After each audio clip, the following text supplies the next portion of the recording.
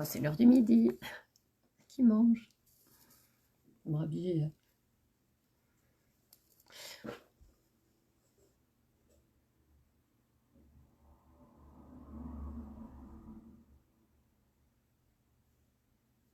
Coucou.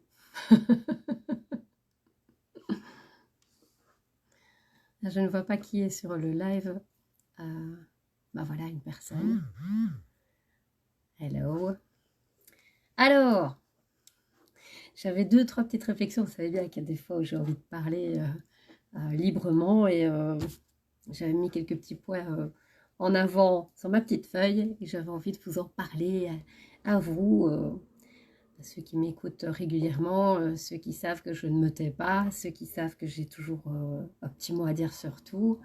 Alors, j'essaye d'être toujours avec un peu de recul, dans la bienveillance si possible, pour que les messages passent avec douceur. On n'est pas là pour imposer notre manière de voir les choses. On est là pour essayer de discuter et d'avoir un peu de réflexion. Bonjour Véronique.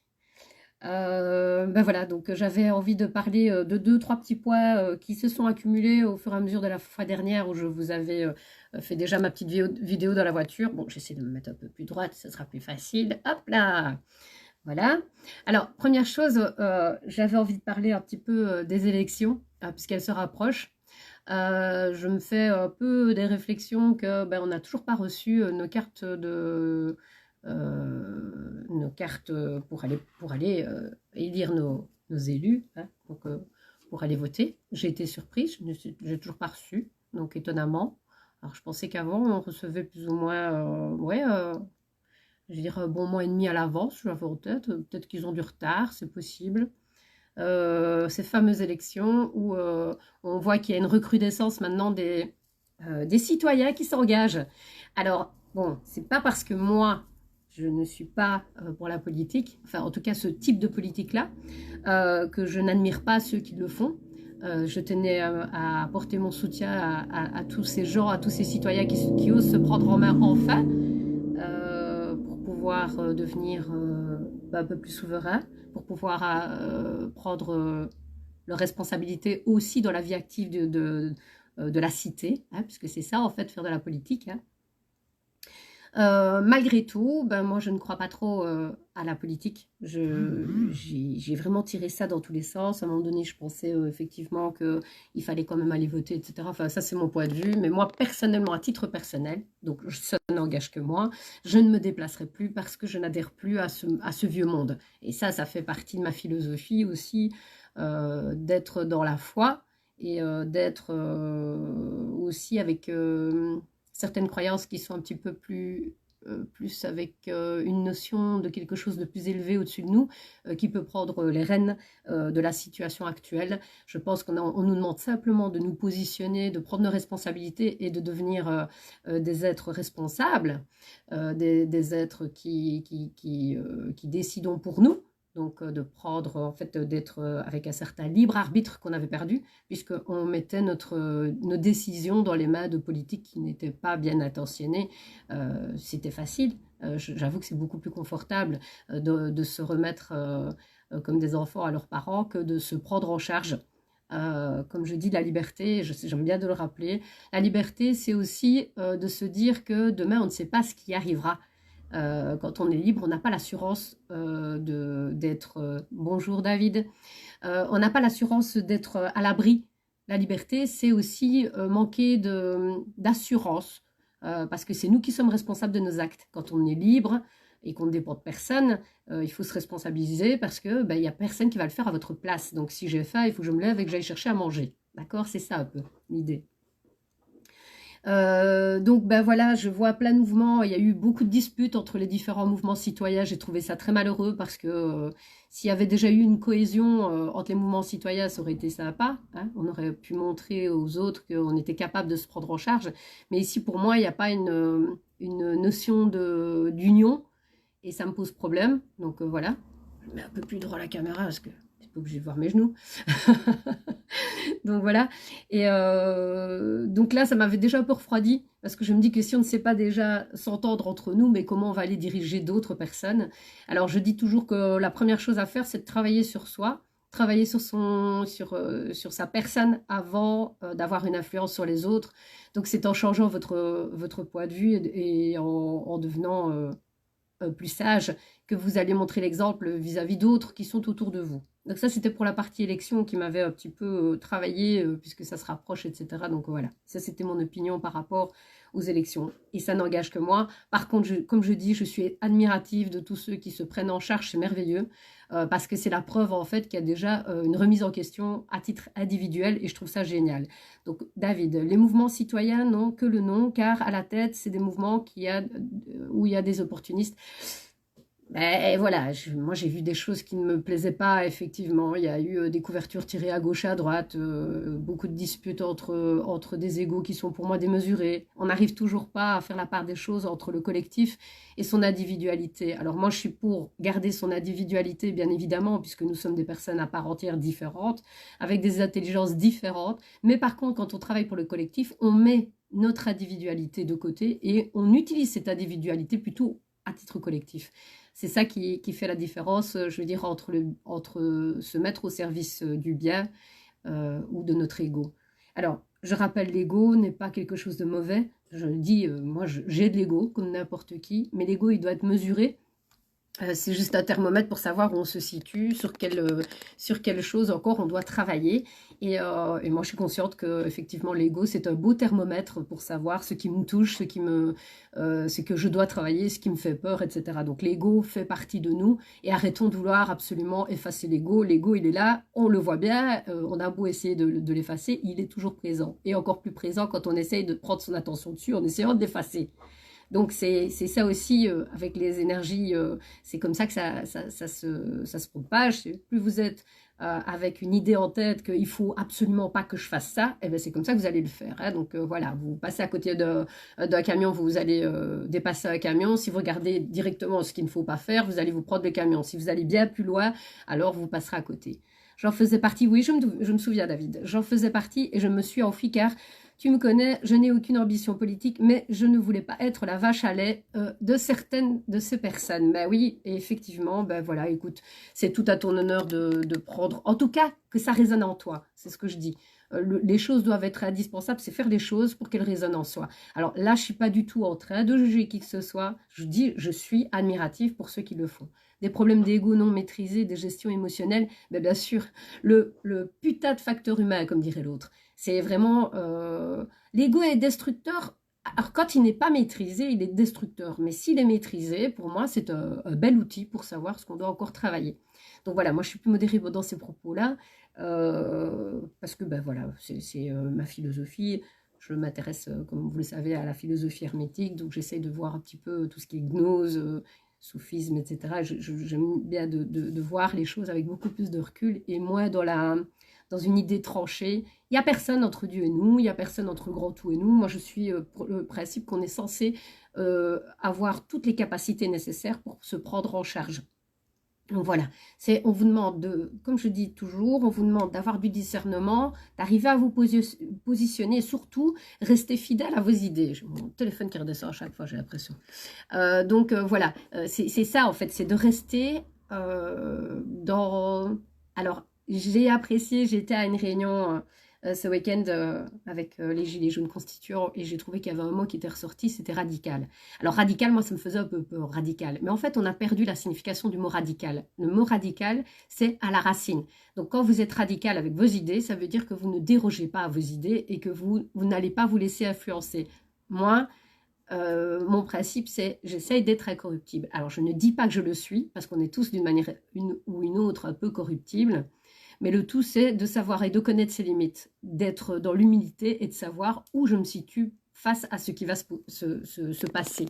Donc voilà, c'est déjà une première chose. Un leader est obligé d'avoir de l'ego, mais l'ego doit être mis au besoin et à la cause. Mais je suis complètement d'accord avec toi, David. Vraiment. Coucou, Coco, bonjour.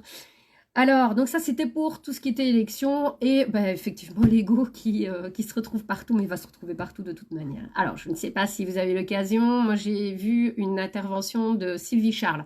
Alors, c'est en France, Sylvie Charles, c'est une citoyenne qui lorsqu'elle perd son papa, elle croit que c'est un accident et puis elle se rend compte en fait que c'est un assassinat. Et de fil en aiguille, en tirant sur la ficelle, elle se retrouve que elle récupère tous les petits nœuds de la pelote de laine. Et là, elle s'est rendue compte qu'effectivement, toute la société, alors au départ, elle parle de la France, que tout ce qui est administration, etc., sont des administrations qui sont doubles. Ça veut dire que vous avez une administration dans la lumière et une administration dans l'obscurité. Et que ces administrations, en fait, il y a des comptes en banque qui sont différents, il y a des factures qui sont différentes, et on se retrouve que ces gens sont comment dire, ils trempent dans des histoires comme le trafic d'enfants, le trafic d'organes, la prostitution, la drogue, etc. Donc ça fait partie c'est avec votre argent, avec vos impôts, que ces gens se permettent d'acheter. Ben, vous avez encore vu à l'Élysée, il a acheté des bouteilles de champagne à tire-larigot, il se fait amener de la cocaïne, mais par contre le petit peuple ne peut surtout pas fumer un pétard ou un jouet en public, et même la cigarette, parce qu'on essaye d'enlever ça des lieux publics. Donc nous ne pouvons pas, nous, petits goïms, mais par contre, là au-dessus, eux peuvent se permettre d'avoir un droit de cuissage sur vos gosses, de pouvoir avoir des prostituées, de pouvoir vendre de la drogue, la consommer librement, de pouvoir détourner de l'argent, etc. Pensez qu'en fait, ces élus que vous allez plébisciter lors des élections, mais ce sont des élus qui, soi-disant, doivent vous rendre des comptes. Eh bien, il n'y a plus de comptes, il n'y a plus de transparence au niveau des comptes. Nous avons en Belgique Claude Archer qui dénonce tout ce qui est corruption au niveau et obscurantisme au niveau des comptes de l'État, qui sont en fait des sociétés privées. Et là, notre chère amie Sylvie Charles nous apporte la preuve par A plus B que toutes ces administrations sont en fait des sociétés privées qui ont, comme beaucoup le disaient déjà, dans la fraude du non légal, où on s'est foutu un peu la gueule des gens en disant mais c'est de la couillonnade, etc. Ben, en fait, c'était la vérité. Donc nos administrations sont en fait des sociétés privées, même jusqu'à la Poste est une société privée, parce que la Poste, au départ, on pourrait dire qu'elle appartient à tout le monde. Non, tout est privatisé au fur et à mesure. On va jusqu'à privatiser l'eau. Je ne sais pas si vous vous rendez compte, mais bientôt, on privatisera votre oxygène. Donc, c'est ça que, en fait, vous ne voyez pas, mais insidieusement, ces personnes se permettent d'avoir une emprise sur vous et de pouvoir vous diriger par des peurs, donc par la télévision, puisqu'ils ont déjà les médias.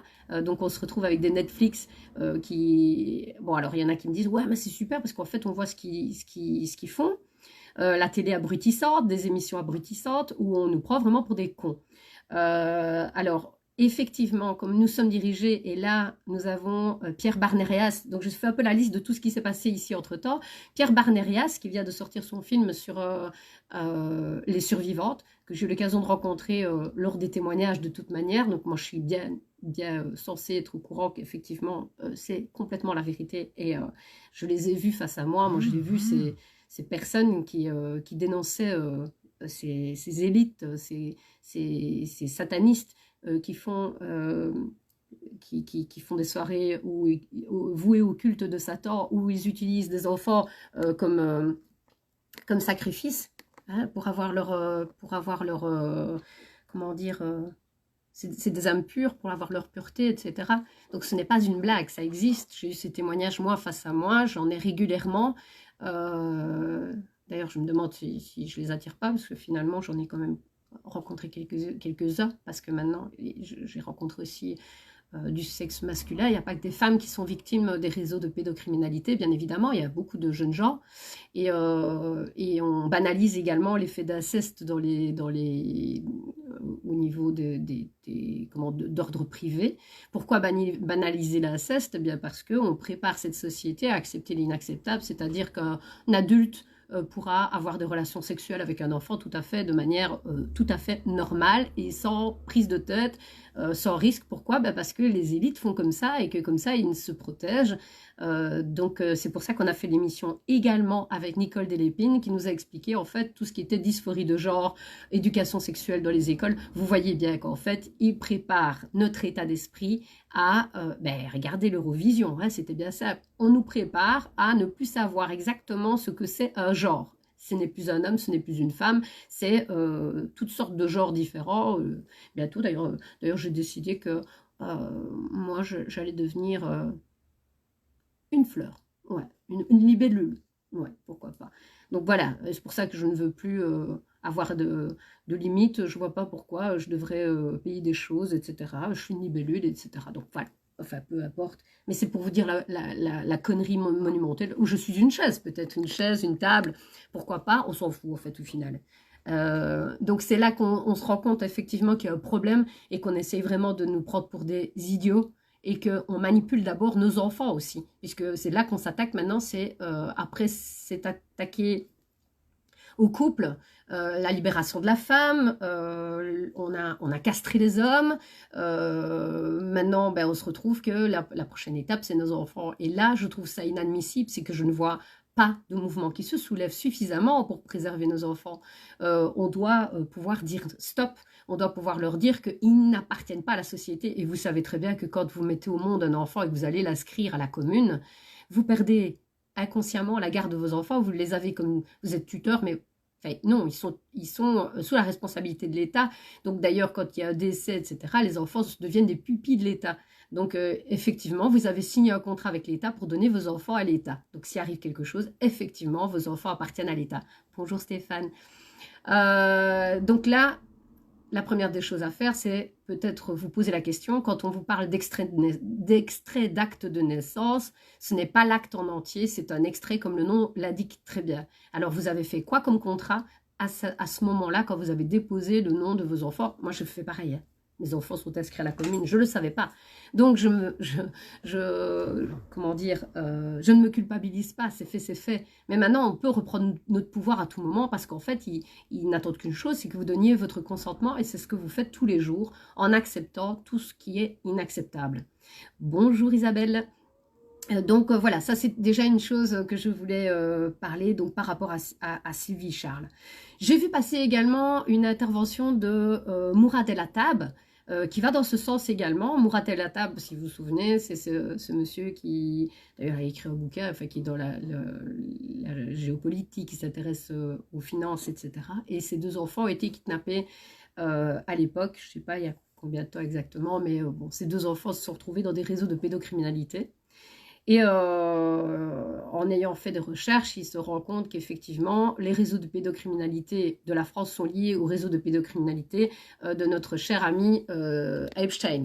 Donc, il dénonce ouvertement, et là, il a dit clairement que le conjoint, il a dit le conjoint du président français participait à des actes sexuels avec des mineurs et des enfants qui, en fait, étaient pour la plupart des petits Marocains ou des enfants étrangers où on pouvait les abuser facilement parce qu'ils étaient de familles un peu moins, comment dire, qui avaient moins de facilité. Maintenant, moi, je me rends compte qu'effectivement, même dans les familles aristocratiques, il y a aussi cette vente d'enfants. Alors, je me pose la question, hein, le premier-né, c'est toujours celui qu'on donne en sacrifice. Est-ce que c'est peut-être ça, le premier-né de chaque famille des aristocrates? Je me demande s'il ne fait pas partie justement qu'on a utilisé ces enfants pour avoir de la richesse, pour pouvoir faire un pacte avec le démon, je n'en sais rien. Alors, je ne mets pas tout le monde dans le même sac, bien évidemment, là, je ne fais pas de généralité, mais et comme je ne fais pas de généralité par rapport à la franc-maçonnerie, hein, je reste très soft dans ce que je dis, mais malheureusement, dans la franc-maçonnerie, dans les élites, et même dans certaines personnes qui sont dans des administrations, etc., il y a beaucoup de personnes qui sont au service de satanistes. Donc voilà, de Khazars, de tous ces juifs, moi j'ose le dire, c'est pas juifs religieux je parle, hein, c'est pas de sexe que je parle, enfin, de nature humaine, je parle de religion extrémiste.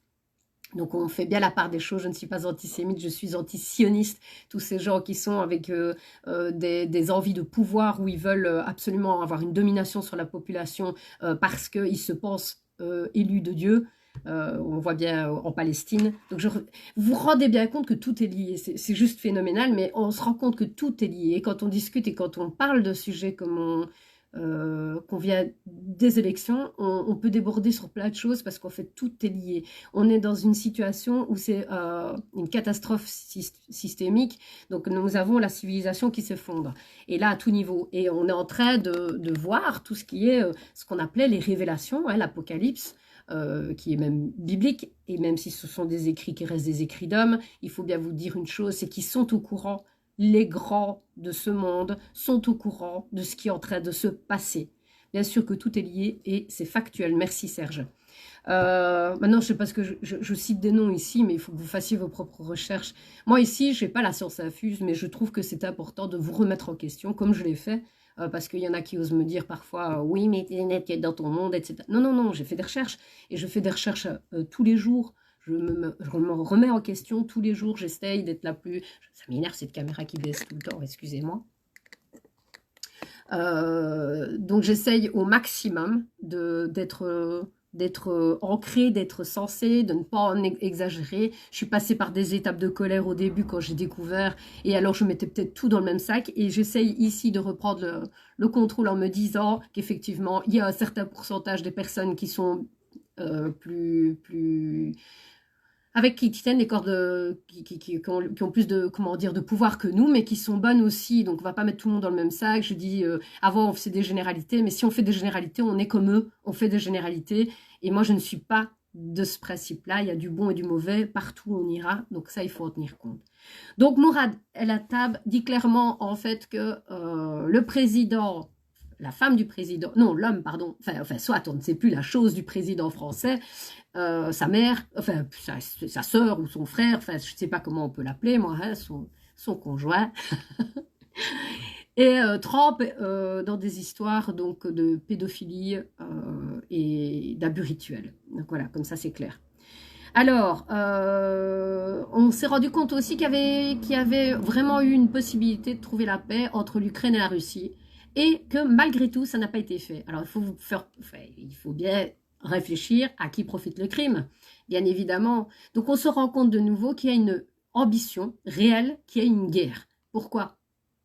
Il faut se poser la question. Pourquoi est-ce intéressant qu'il y ait une guerre? Qu'est-ce qu'on a à camoufler? Qu'est-ce qu'on a à faire?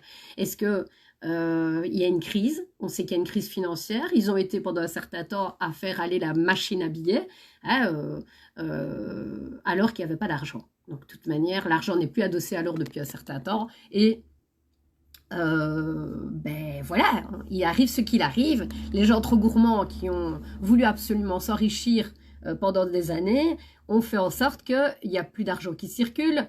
Donc nous, notre pouvoir d'achat est en train de diminuer. Je ne sais pas si vous en rendez compte, mais bon, voilà, c'est une catastrophe. Ça devient difficile de finir ces fins de mois. Et si je dois faire le choix entre payer des factures d'électricité, de gaz ou d'eau ou d'autres choses, moi, la première chose qui m'intéresse, c'est de nourrir mes enfants. Donc, je vous rappelle qu'on est la seule, comment dire, la seule race sur Terre à devoir payer pour s'alimenter. La seule race sur Terre à devoir payer pour se loger.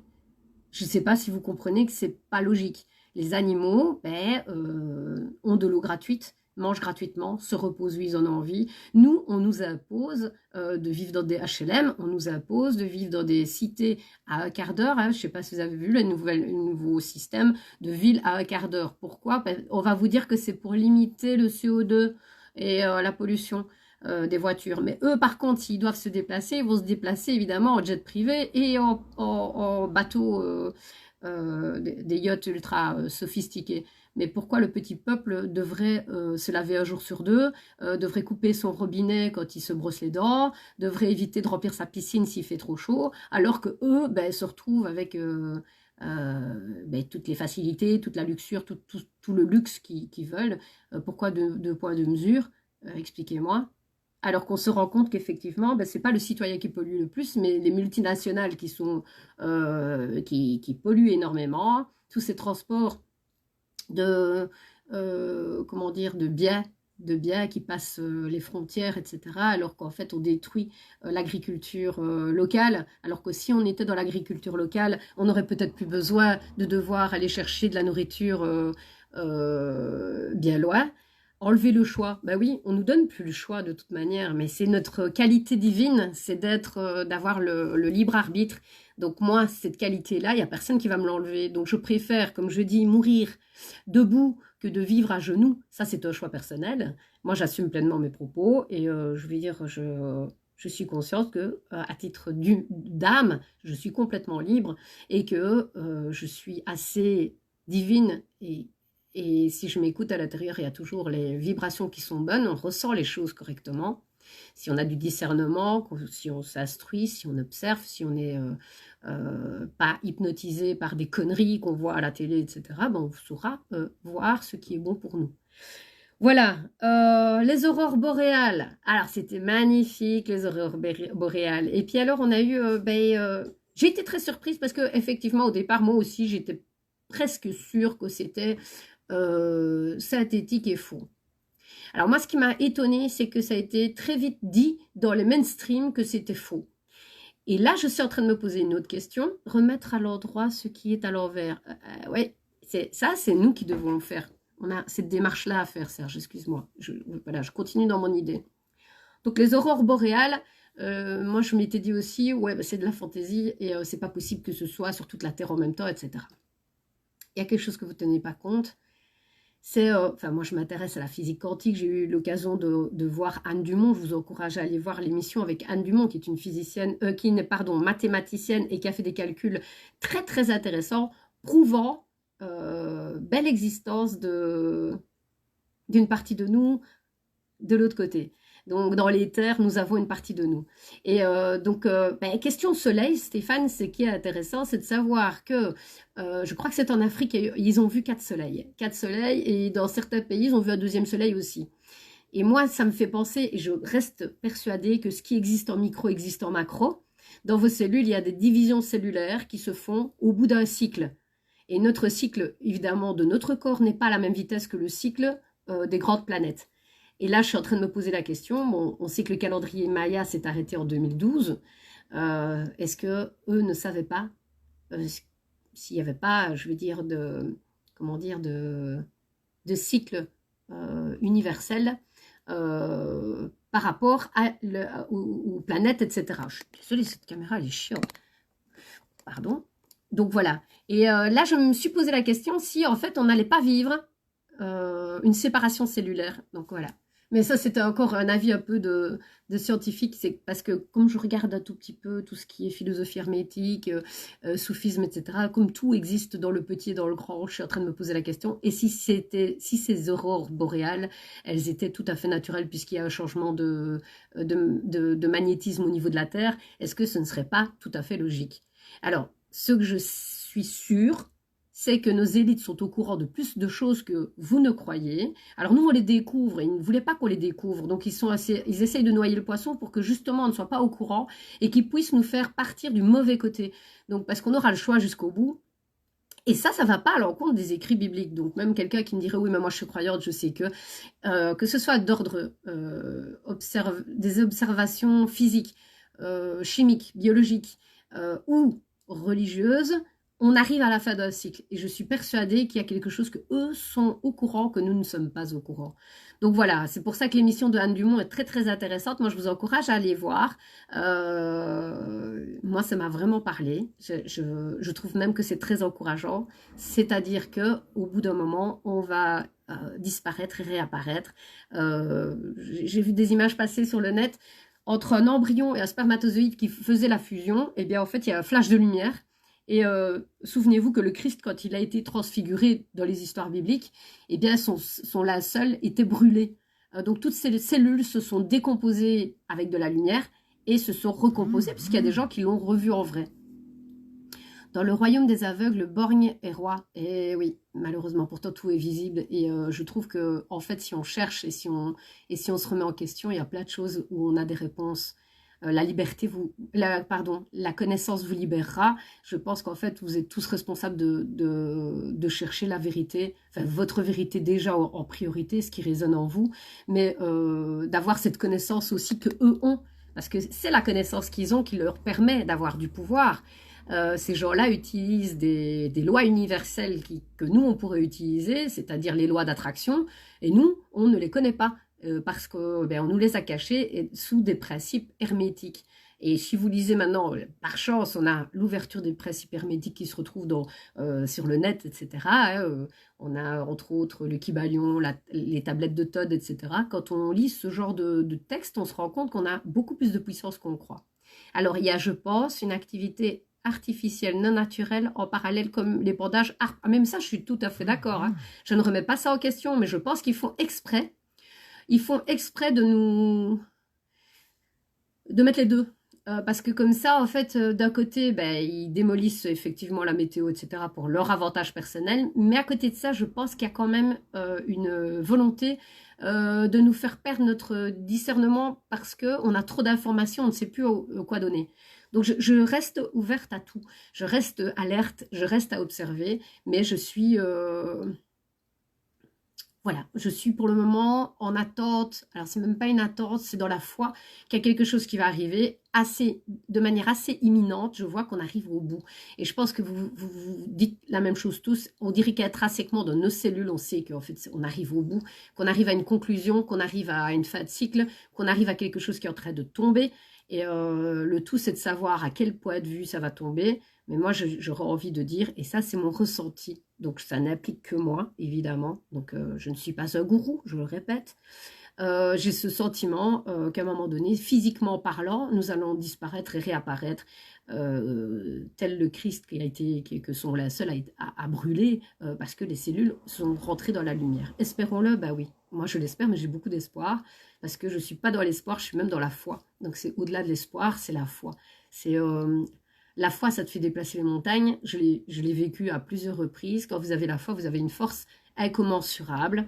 Dans les écrits sacrés, on dit qu'avoir la force comme un grain de moutarde est suffisant pour déplacer les montagnes. Et là, moi, j'aborde dans ce sens, puisque je l'ai vécu à plusieurs reprises. C'est un truc magique. Donc voilà, avoir la foi, pour moi, c'est la base. Alors que vous ayez la foi en vous, que vous ayez la foi en quelque chose d'extérieur, peu importe. C'est d'avoir la foi. La foi est un moteur. C'est un déni que je veux conserver, la foi. Autant les autres dénis, j'essaie de les faire sauter au fur et à mesure, les croyances et les choses limitantes, mais moi, ce qui ne me limite pas, eh bien, j'y crois. Ça veut dire que pour moi, la foi enlève toutes mes barrières, parce que j'ai cette espérance qui est cette espérance qui est immuable et qui pour moi est un moteur d'avancée. Donc voilà, ça c'était pour les aurores boréales. Et alors, donc par rapport à l'Eurovision, donc je reviens sur ça. Je remarque en fait qu'il y a beaucoup de messes noires qu'on fait ouvertement devant nous. Et à la limite, je pense qu'on nous demande aussi notre approbation d'une manière ou d'une autre. Ils nous imposent leur messe noire et ils ne se cachent plus. Quand vous avez Madonna qui rentre sur scène et qui fait une messe noire, la chanteuse à l'Eurovision qui se retrouve avec un pentagramme sur le sol et qui fait des incantations, ce n'est pas anodin ce qui se passe. Avant, on ne parlait pas du satanisme, il se cachait. Il se cachait à l'époque. Je veux dire, tout ce qui était sataniste, d'abord, c'était vraiment vachement minoritaire, mais maintenant, c'est beaucoup moins minoritaire. Pourquoi? Eh bien, parce que les gens ont vendu leur âme au diable pour quelle chose? Tout simplement, encore plus rapidement ici, depuis qu'il y a les réseaux sociaux et qu'on veut réussir dans la vie. Enfin, toutes les personnes qui veulent réussir dans la vie, elles ont un choix à faire, c'est-à-dire soit de vendre leur âme au diable ou soit de le faire avec l'huile de bras.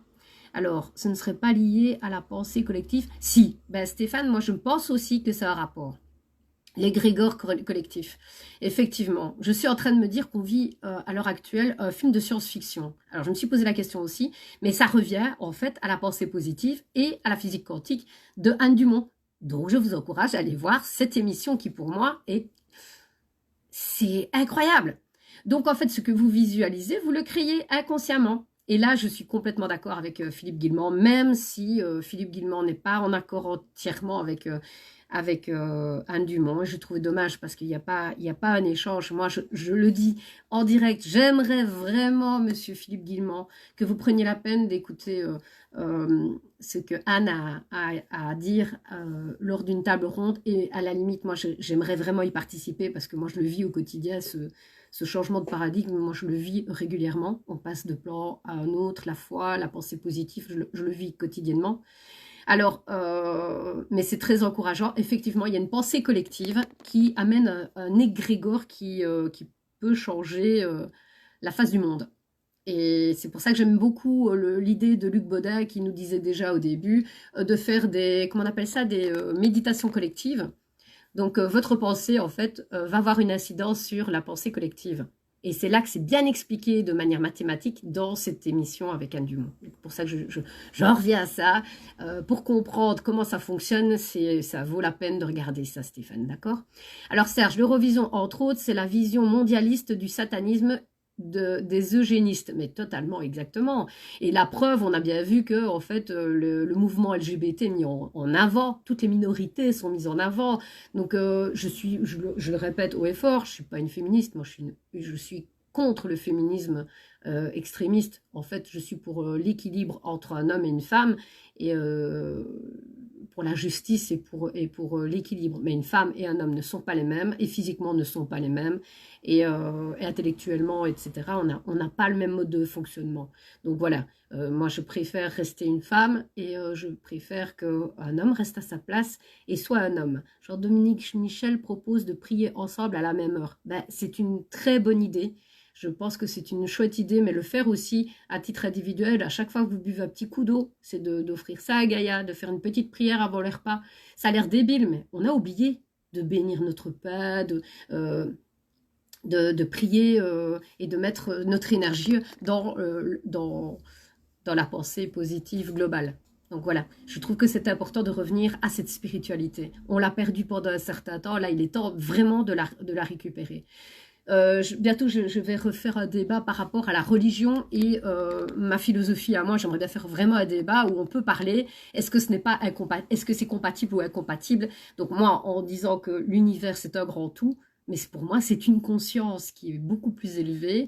Nous, comme on a l'esprit créateur, dans notre cerveau, on crée des choses, effectivement, à notre échelle. C'est pour ça que les rencontres ne sont pas fortuites, que les situations ne sont pas anodines, etc. Donc ça, on le sait, il y a des synchronicités, etc. On le voit de plus en plus. Mais il faut vous dire qu'à l'échelle planétaire et même universelle, il y a un égrégore. Et je pense qu'en fait, l'égrégore positif a peut-être même plus de poids, puisqu'il est guidé par la lumière, que l'égrégore négatif. Donc, effectivement, avoir des pensées positives tous les jours. Essayez de vous rappeler merci, être dans la gratitude, et se dire que tout va bien et que tout est beau. Alors, même si on est conscient de certaines choses, c'est qu'ils ne doivent pas nourrir cette peur. Parce que quand ils nourrissent cette peur, il faut en sorte effectivement, dans notre subconscient, nous créons des choses. Et c'est pour ça qu'ils le font. C'est pour ça qu'ils nous abrutissent avec leur peur à la télé. C'est parce qu'ils savent que ça va avoir une incidence sur le collectif et sur ce qui va se passer. Moi, j'y rentre plus là-dedans. Moi, tout est beau et tout est rose. Et c'est vrai qu'il y a eu des choses horribles qui se sont passées. On les met en lumière, ok. Mais moi, je vois plutôt le côté positif, c'est qu'on on a un pouvoir extraordinaire, ne l'oublions jamais. Nous sommes des parcelles de Dieu. Nous sommes des parcelles de celui qui nous a conçus. Alors, il y en a qui vont me dire, ouais, il n'y a personne qui nous a conçus. Petit naïf. Petit naïf. Est-ce que tu crois que tout ce qui est à l'extérieur, nous, on a conçu nos tables et nos chaises et nos ordinateurs. Et qu'est-ce que tu crois? Que nous, on n'a pas été conçus? C'est fractal. Donc, il y a une conscience beaucoup plus élevée et beaucoup plus intelligente que nous, qui est aux rênes de ce qui se passe pour le moment, qui tient les rênes. On vous demande, et je le répète à chaque fois que je fais ma vidéo, on vous demande juste quoi? De savoir qui vous allez servir et de rester à votre place, à votre juste place, là où vous vibrez. Donc moi, je ne rentre plus dans leur folie. Mais tu as bien raison, Françoise, il ne faut plus rentrer dans leur folie. C'est ça, il faut refuser. Il faut refuser d'être dans cet abrutissement. Moi, ça n'existe pas pour moi. Moi, je veux être libre et je suis libre. C'est même pas que je veux, je le suis. Je récupère ma souveraineté de liberté. Je suis un être divin. Alors, on va me dire, oh, mais t'es orgueilleuse. Non, non, non, non, non, je sais que je suis à ma place. Il y a des gens qui sont bien plus hauts que moi, puisque c'est fractal. Donc, je suis consciente de qui je suis. Mais il n'y a pas de honte à ça. C'est pour ça que, en fait, c'est même pas l'ego qui joue, c'est soyez conscient de qui vous êtes. Rappelez-vous qui vous êtes, simplement. Vous êtes des âmes qui venaient faire des expériences dans des corps matériels. Donc, au-delà de ça, nous sommes des âmes. Et ceux qui ont déjà fait des expériences chamaniques, etc., vous savez très bien que le corps est étroit, mais que notre âme est beaucoup plus étendue et que nous avons cette âme dans le... Et là, il faut revoir la vidéo de Anne Dumont qui est jolie, qui explique super bien. Alors même s'il y en a certains qui la trouvent simpliste, moi, je trouve justement que c'est à portée de tous et que c'est pas obligé d'être compliqué parce que ça veut dire qu'on ne serait pas égaux face à la connaissance. Et je pense que l'amour du grand tout, l'amour inconditionnel, nous donne la possibilité de réagir à notre mesure en fonction de nos capacités. Elle nous permet de nous prendre en charge et d'être responsable et d'être dans la connaissance. La connaissance ne doit pas être compliquée. Pourquoi compliquer tout? Il y a 7 lois immuables de l'univers. Vous allez voir les lois hermétiques du Kybalion. Vous les lisez et vous comprendrez qu'en fait, intrinsèquement, c'est déjà noté dans votre ADN. Et là, pour le moment, on sent qu'on est extrêmement fatigué. Moi, je suis totalement... difficile pour le moment de me lever, etc. Mais j'ai vraiment cette sensation que mon cerveau travaille de plus en plus, que mes perceptions sont tout le temps plus justes, qu'il y a de plus en plus de sensibilité, mais avec un certain recul, beaucoup plus de sagesse. Et je suis persuadée qu'on est en train de nous reconditionner. À titre individuel, on est en train de vous recabler, entre guillemets, tout ce que vous avez perdu comme ADN, puisqu'il y a 12 brins d'ADN et on n'en a que 2 qui fonctionnent, et que là aussi on vous a menti là-dessus, mais on est en train de nous reconnecter à nos autres brins d'ADN. Donc nous allons reprendre notre souveraineté et nous allons reprendre notre divinité.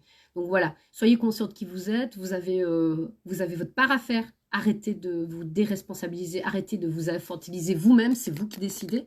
Et vous êtes en train de vous abrutir en croyant que le gouvernement veut votre bien. Je pense que si vous comprenez déjà, comme je disais, le langage des oiseaux, gouvernement, mais c'est gouvernemental ou gouvernement, ils mentir.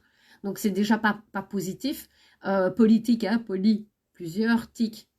Tics, vous savez ce que c'est pas très agréable, surtout qu'on en a parlé justement d'une invasion de tics, il faut faire attention. Ah, vous savez bien, mais rappelez-vous que nous avions des moustiques qui avaient été libérés d'une usine à moustiques aux États-Unis et que la famille Rothschild ou Rockefeller, je ne sais plus laquelle c'est, il y en a deux qui a une collection de moustiques, d'insectes.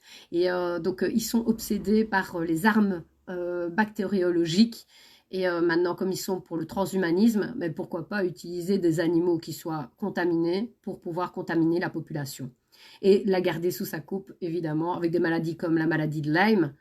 Donc voilà, il y en a beaucoup plus qu'on ne croit qu'ils l'ont, moi je l'ai aussi. Ou des maladies comme la maladie du sommeil, comme le sida, comme n'importe quelle autre maladie qu'on a prétendu que c'était... des maladies transmissibles sexuellement. Je suis en train de me poser la question si même ça ne serait pas encore plus loin. Donc voilà, il y a des choses qu'il faut vraiment réfléchir. Ne donnez pas votre consentement à tout bout de champ et essayez de rester dans le discernement, de chercher par vous-même, de fouiller, de ne pas prendre pour argent comptant tout ce qu'on vous raconte. C'est pas parce que c'est écrit dans les livres que c'est la vérité, hein, les gars. C'est qui écrit les livres? C'est qui nous a imposé les livres de lecture à l'école? C'est qui nous a imposé l'histoire? Est-ce qu'elle est vraie, l'histoire? On le sait bien qu'il y a beaucoup de choses qui sont moins vraies qu'on ne croit. Donc, à un moment donné, il va falloir que vous compreniez qu'il faut apprendre par vous-même, chercher par vous-même. Même les théories qu'on se fout de la gueule des gens au niveau du climat, les théories de la Terre plate, etc.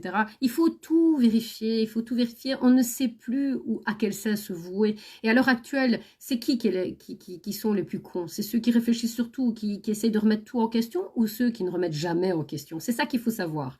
Donc voilà, moi je préfère être celle qui remet trop en question qu'être celle qui gobe n'importe quoi à tout bout de champ parce que c'est dit par quelqu'un qui, soi-disant, a comment dire, le monopole de la vérité, c'est-à-dire dans les magazines, etc., dans les visios, à la télé, etc. Enfin, moi, je n'ai plus de télé déjà depuis un certain temps, mais on ne va pas se mentir, le téléphone dans la main, c'est aussi la télé dans la main, donc voilà.